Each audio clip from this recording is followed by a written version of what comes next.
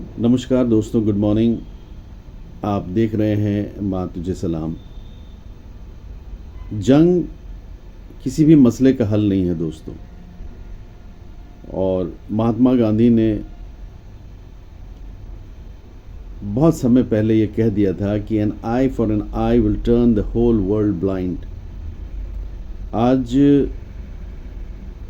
जिस तरीके से हमले हो रहे हैं ईरान पर, ईरान भी हमला कर रहा है अपने नेबरिंग कंट्रीज़ पर, इसराइल पर, और जिस तरीके से ये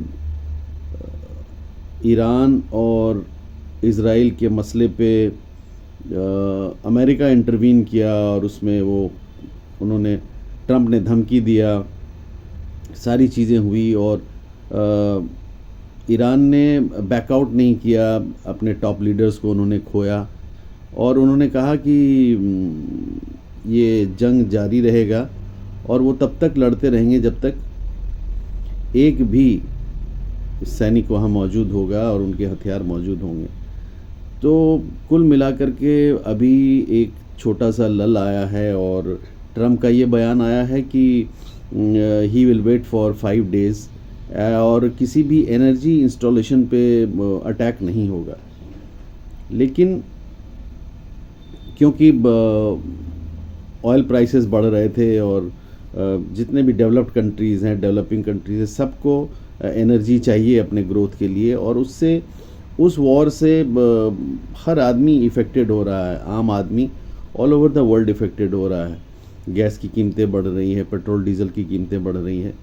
तो अल्टीमेटली आपने देखा कि ये सिचुएशन किस तरीके से बूमरैंग हुआ और ऑल ओवर द वर्ल्ड उसके इफ़ेक्ट्स हो रहे हैं।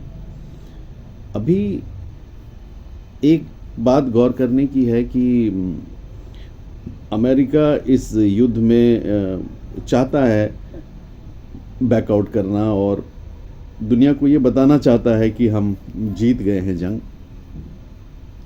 और यूएस में चुनाव भी होना है, तो ये बड़ा मैटर करता है कि अगर ये वॉर कंटिन्यू रहता है तो अमेरिकन्स जो है इस चीज़ को बहुत अप्रिशिएट नहीं करेंगे और कुल मिलाकर के उसका इफ़ेक्ट ट्रंप के पॉलिटिकल कैरियर पे पड़ सकता है। इसलिए इस सिचुएशन में मुझे ऐसा लगता है कि एक तरीके का विद इन अ वीक और 2 एक सीज़ फायर की पॉसिबिलिटी है।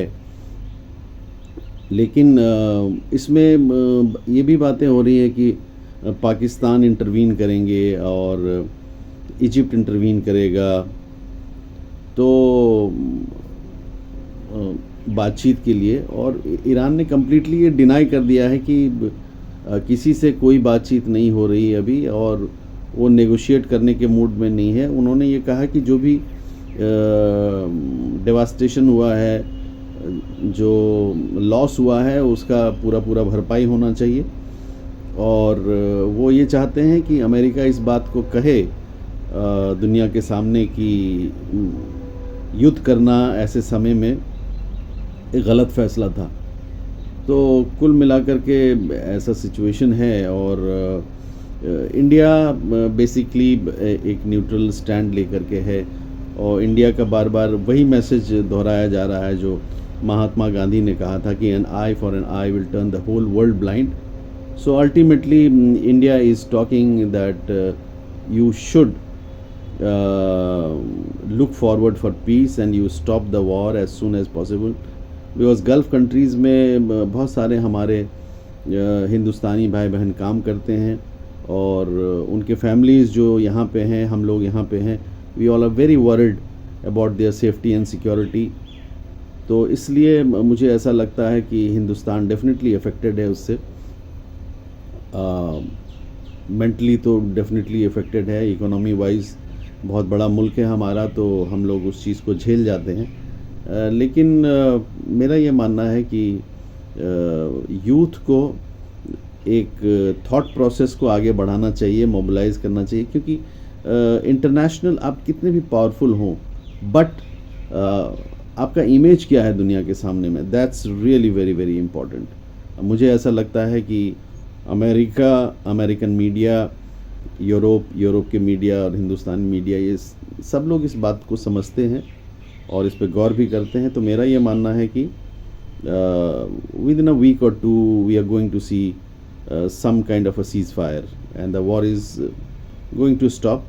छुटपुट होती रहेंगी ऐसा लगता है, वो ईगो क्लैश है, धीरे धीरे वो सबसाइड कर जाएगा, क्योंकि ultimately we have just got one earth and we need to protect it. हमारे पास दूसरा अर्थ नहीं है, सो ये सारी बातें व्यर्थ नहीं है, इसमें भी एक अर्थ है। Thank you so much for watching. माँ तुझे सलाम। God bless you all.